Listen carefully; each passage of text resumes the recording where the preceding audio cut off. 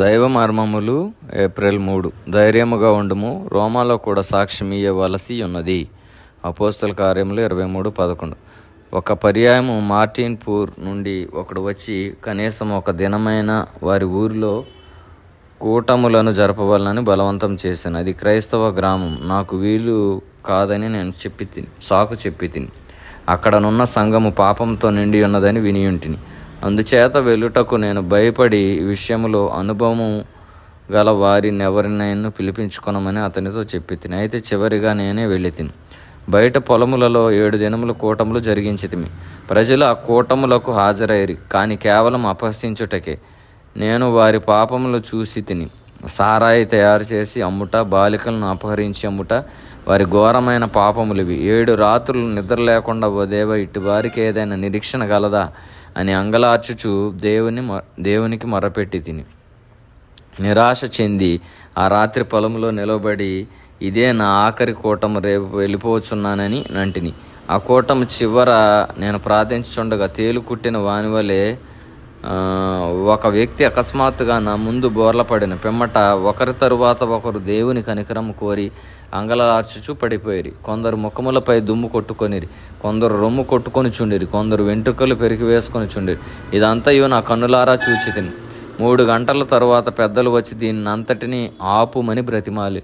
నేను దాన్ని ప్రారంభించలేదు. ఆపవాలని దేవుణ్ణి అడుగుటంటిని. ప్రతి స్థలంలోనూ 4-5 వారముల నుండి గృహకూటములు, బైబిలు పఠనములు జరిపి బహిరంగ సువార్త సేవలో సువార్తలమ్ముచు గడిపి తిని. కొన్ని నెలల తరువాత తిరిగి ఆ ప్రదేశంలోకి వెళ్ళగా అనేకులు వెనకబడుటయు, కొద్దిమంది మాత్రమే ప్రభువును హత్తుకొని జీవించుట చూచి నిరుత్సాహపడుతుంది. ఇది చూడగానే నా మొదటి తలంపు, ఇది ఎవరి తప్పు? నేను సువార్తికుడను మాత్రమే. వాక్యము చెప్పి సువార్తను అందించి నా బాధ్యతను నిర్వర్తించి తిని. స్థానికముగానున్నవారు తమ బాధ్యతను నిర్వర్తించలేకపోయినచో వారే దేవునికి లెక్క అప్పచెప్పవలనని అనుకుంటుని. పని కొనసాగించుటకు ఇతరుల నచ్చట వదిలి వెళ్ళేవాడును. సువార్తికులముగా వారు మారు మనసు పొందుటకు మాత్రమే గాక వారి ఆత్మీయ ఎదుగుదలకు కూడా మనము బాధ్యులం. వారు మన పిల్లలు. అందుచేత వారిని కాపుదలలో నుంచుటకు తప్పక సిద్ధపడవలను. మేము చేసిన బోధ అంతయు, బైబిల్ పఠనములు, ప్రార్థన జరిపించటంలో శ్రమ అంతయు వృధా అయినది. వారిలో ఎదుగుదల లేదు. వారి ఎడలను నేను తప్పిపోతినని నేను నిందార్హుడనని ఒప్పుకొంచున్నాను. వారైతే నిజముగా మారు మనసు పొందిరి.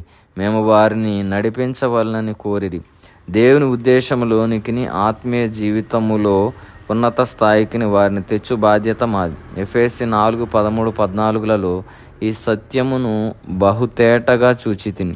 పరిశుద్ధులు సంపూర్ణులగునట్లు క్రీస్తు శరీరము క్షేమాభివృద్ధి చెందుటకును మనమిక మీదట పసిపిల్లలమైండి మనుషుల మాయోపాయముల చేతతోనూ వంచనతోనూ తప్పు మార్గమునకు లాగు కుయుక్తితోనూ గాలికి కొట్టుకొని పోవునట్లు కల్పింపబడిన ప్రతి ఉపదేశమునకును ఇటు అటు కొట్టుకొని పోవచ్చు అలల చేత ఎగరగొట్టబడిన వారమైనట్లుండక అనేక మంది నూతన విశ్వాసులు తప్పు బోధల వలనను లేక ఆకర్షణ వలనను ప్రభువునకు దూరమైపోయారు. పై వాక్య భాగము ప్రకారము అపోస్తలులు, ప్రవక్తలు, సువార్తికులు, కాపరులు, బోధకులు బాధ్యత వహించి నూతన విశ్వాసులు సంపూర్ణులగునట్లు వారి ఎడల జాగ్రత్త వహించవలెను.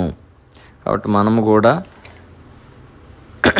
మన వంతు బాధ్యతగా ప్రార్థన చేసేవారముగా, ప్రతి ఒక్కరిని పురుకొల్పేవారముగా మనము కూడా దేవుని చిత్తానుసారమైన దేవుడు మనకిచ్చిన తలాంతులను అపోస్తలులుగా, ప్రవక్తలముగా, సువార్తికులముగా, కాపురులముగా, బోధకులముగా బాధ్యత వహించి నూతనమైన విశ్వాసములను దేవుని యొక్క సంపూర్ణతలోనికి నడిపించాలని దేవుని ఆశ అన్నది. అటువంటి జీవితం దేవుడు మనకి దయచేయునుగాక.